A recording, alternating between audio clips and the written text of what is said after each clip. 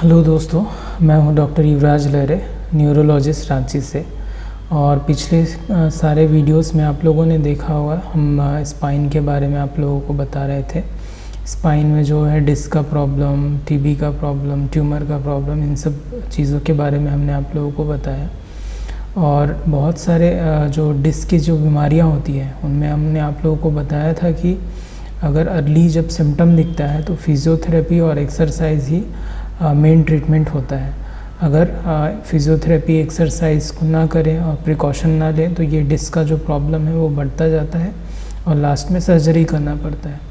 तो बहुत सारे लोग ओपीडी में हमसे पूछते हैं कि क्या क्या एक्सरसाइजेस हैं जो कॉमनली हम लोग घर पे कर सकते हैं, ये जो डिस्क से रिलेटेड बीमारी के लिए हेल्पफुल हो। तो इस वीडियो में हम आप लोगों को जो है कुछ कॉमन एक्सरसाइजेस बताएंगे जो आप लोगों को डिस्क रिलेटेड बीमारियों से बचने के लिए हेल्पफुल होंगे। तो चलिए वीडियो को शुरू कर लेते हैं। तो दोस्तों, सबसे पहले कुछ जनरल रूल्स हैं जो फॉलो करने होते हैं ये जो एक्सरसाइज डिस्क वाले एक्सरसाइज करने के पहले। जैसे कि इनको बहुत आराम से करना होता है, इतना ज़ोर से नहीं करना होता है कि उल्टा डिस्क में प्रेशर पड़े।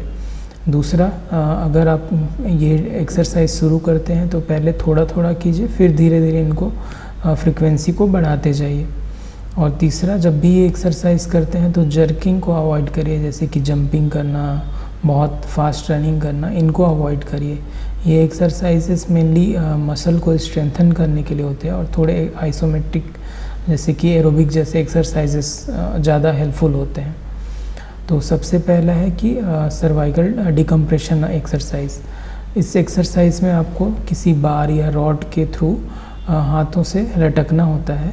और इस लटकने से क्या होता है कि जो दो बोन होते हैं उनके बीच में जो डिस्क होता है उसके लिए स्पेस थोड़ा बढ़ जाता है और डिस्क को जो है प्रेशर हटता है और डिस्क को वापस आने में मदद मिलती है।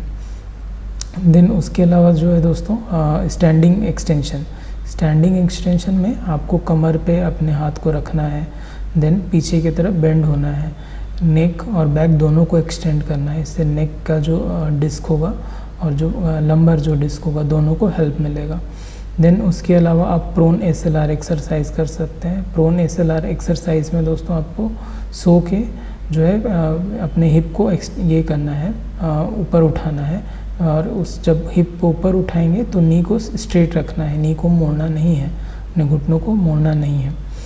इसके बाद आता है दोस्तों कोबरा एक्सरसाइज। कोबरा एक्सरसाइज में आप अपने जो है प्रोन पोजीशन में लेटकर अपने पूरे बॉडी को एल्बो के ऊपर उठा सकते हैं। अगर आप एल्बो के ऊपर उठाते हैं तो उसको बोलते हैं हाफ कोबरा एक्सरसाइज। और अगर आप अपने रिस्ट के ऊपर पूरे बॉडी को उठाते हैं, स्पाइन को एक्सटेंड करते हैं, तो इसको बोलते हैं फुल कोबरा एक्सरसाइज। तो ये दोनों एक्सरसाइज भी स्पाइन को एक्सटेंड करते हैं और डिस्क को रिलैक्स करते हैं। देन उसके बाद आता है दोस्तों cat cow exercise. Cat cow exercise में जैसे कैट और काउ का जो पोस्चर होता है उसी पोस्चर में बॉडी को मेंटेन करना होता है। तो ये जो है इससे भी स्पाइन में जो है हेल्पफुल होता है।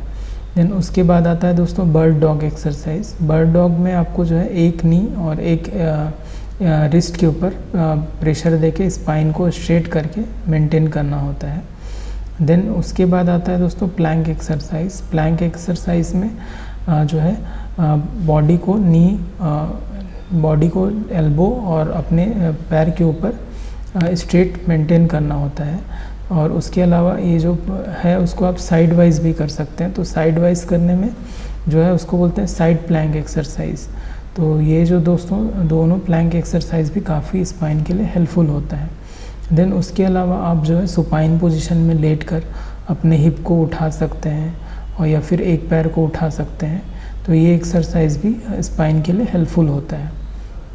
तो ये थी दोस्तों स्पाइन रिलेटेड सारी एक्सरसाइजेस जो आप घर में प्रैक्टिस कर सकते हैं। और इन सारी एक्सरसाइज को करने से जो है आप घर पर ही अपने जो है डिस्क को हेल्दी रख सकते हैं। और जैसा कि मैंने पहले बोला कि अगर एक्सरसाइज नहीं करते हैं, प्रिकॉशन नहीं करते हैं, तो आपको आगे जाके सर्जरी का ज़रूरत पड़ सकता है। तो दोस्तों इस एक्सरसाइज को अच्छे से फॉलो करें और अपने स्पाइन को हेल्दी रखें। और आगे आने वाले वीडियो में हम किसी दूसरे टॉपिक के बारे में बात करेंगे।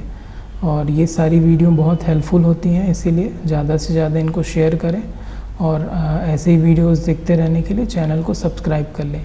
थैंक यू दोस्तों।